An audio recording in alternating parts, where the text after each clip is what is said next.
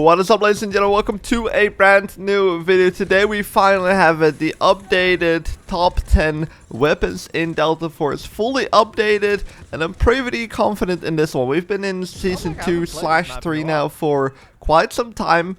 The mobile version has released as well, so I feel like I can be pretty confident in saying these are the best guns in Delta Force. So, important for this video, there will be links down in the description for guides for every build of this video. This video will be more explaining when to use this weapon and why it is so good. Also, for the build videos, there will be build links in the description of those videos, of course. And for the Garena players, I usually show the build in the video, so you can copy it from there. So, for both Steam and Garena players, the videos should be useful. Let's go into it. We're going from worst to best, but they're still in the top 10, so they're all good. The first one we put up is the M14 on the Engineer class, which is the only MR that will be making it into the top 10. Unfortunately, kind of.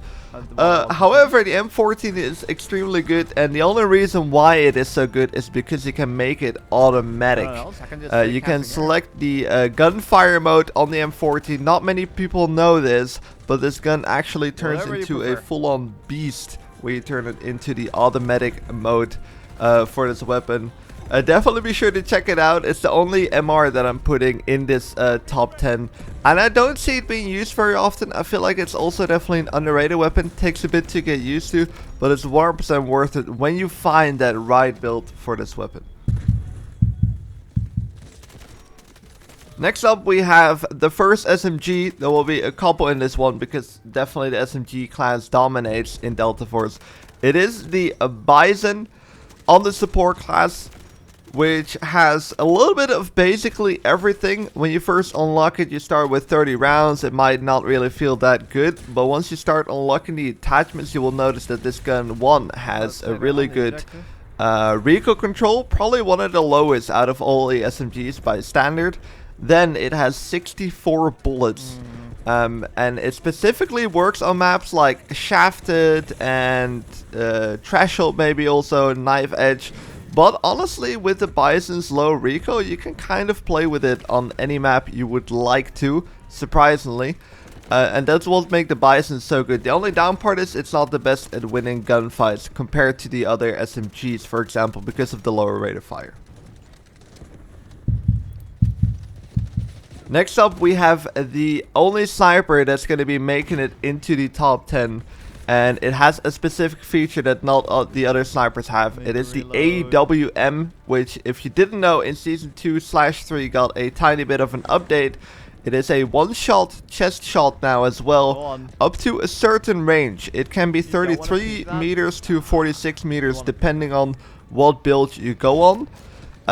I haven't used the AWM a lot, but because it has that one-shot range right now, you can also use this gun on any map, but you still need a slower playstyle because the rate of fire, I believe, is the slowest out of all the snipers, so you gotta be hitting your shots. But if you hit your shots, it is super rewarding, but it's definitely a non-forgiving weapon.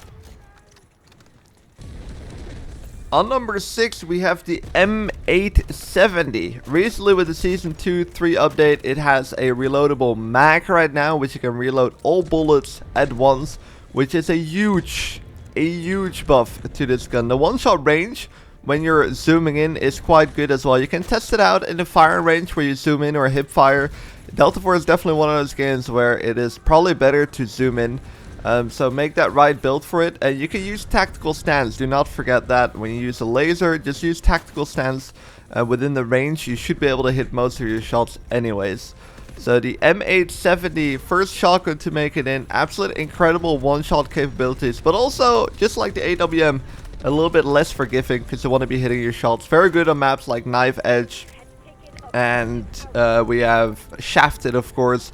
In the trench lines, it's probably amazing, maybe even the best.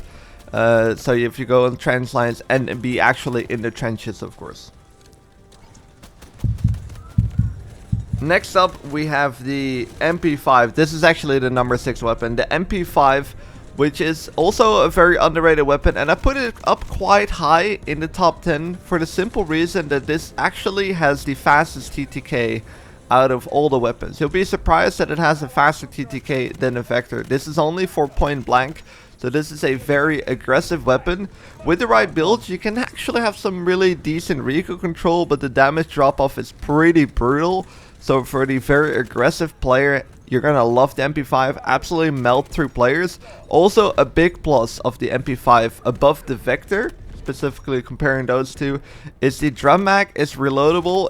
I think it reloads maybe twice as fast as the full drum mag on the Vector. Of course, the Vector has 20 more bullets, but because the reload is so much faster and the TTK up close actually a bit better, I had to put the MP5 in the top 10 specifically for the very aggressive player. Next up, we have a gun that I have been abusing literally on knife edge and shafted. It is the S12K. This is a shotgun. It's a semi-automatic shotgun which you can actually make automatic with the right build. The build on this gun is super important, but once you find it, you're gonna go on the craziest kill streaks that I've personally ever been on, at least. Definitely worth checking out. A little bit of a weird gun maybe in the beginning. Without any upgrades, it is not the greatest, so I don't see a lot of people use it. Again, for the super aggressive player, the S12K is absolutely amazing.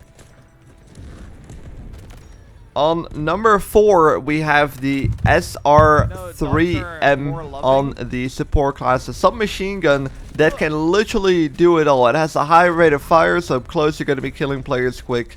The low recoil makes it pretty controllable for range. There's a bit of damage drop off, but it's not as brutal as the MP5's one, so you're going to be quite a bit more versatile.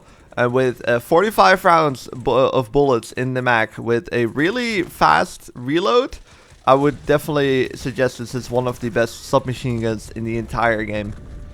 Also, one of the guns that I, again, don't see being used as much as for how good it literally is.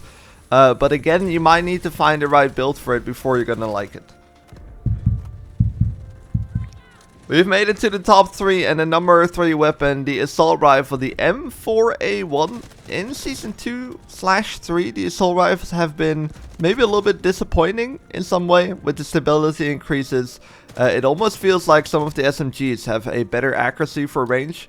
Not saying that the assault rifles should become more beamy. I would rather say that the submachine guns need to become less beamy. But however, the M4 with the right build, you can still make it that beamy weapon that it can be. Using tactical stance is very good up close, and an 800 rate of fire makes it super deadly from every range, especially up close as well, which some of the assault rifles will lack in, especially compared to some of the LMGs and submachine guns in the game. You're gonna lose a lot of gunfights. But the M4 can basically kind of do it all. Also, that new 60-round drum mag making it super easy to reload. The M4 definitely deserves the top 3 spot. Number 2, and this is a gun that might come in surprising, but I think this gun is absolutely, literally overpowered. I'm going to use the word. It's going to be overpowered.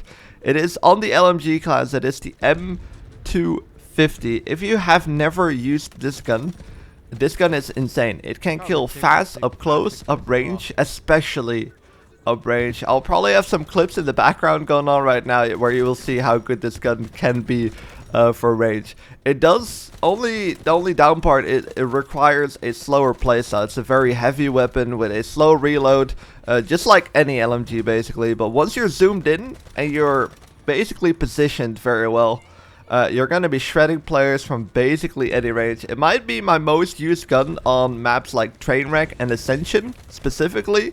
But it is a gun that you can really use on any map. Trench lines is going to be great. You might struggle on knife edge and shafted. I would probably stay away. But Threshold is a very good gun on that map as well. There's basically and cracked, of course, as you will be probably seeing in the clips that I'm showing right now. But the M250 is definitely worth a try. It just requires a little bit of getting used to if you're not used to the slow playstyle, the defensive plays, I would almost say. And it's like a camper's dream, basically. It's definitely a problem with having the number 1 weapon, and I feel like you guys will probably see it come, is the SMG 45. Funny enough, it has been buffed with the recent update. by Delta Force. And you'll not be surprised that I would literally put the SMG45 already on number 1. However, they decided to buff it. It's a very slight buff that is not really making the gun like that much better, but it is better, and it was already absolutely insane. The SMG45 can literally do it all. This is one of those guns that makes the entire assault class kind of, I would almost say, useless, because of the low recoil and the high damage range. It can literally do better than most of the assault rifles. However, with the submachine gun stats, it also kills extremely fast up close. With the slow rate of fire, it might feel a little bit unforgiving, but once you get used to that, 100% without a doubt the best gun on the game. Also very deadly when you combine it with Luna, unfortunately. Something I really hate about this gun is the specific classes you can use with it as well. You can be super overpowered with a stinger and healing up, but you can also just spam through smokes with Luna, and eventually we get some hit markers that know exactly where they are. The SMG45 literally can do it all. Ladies and gentlemen, that's going to be it for the top 10. Hope you guys enjoyed it. Hopefully this video was useful. Again, be sure to check out the links down in the description and subscribe if you haven't yet. And I hope to see you guys in the next video.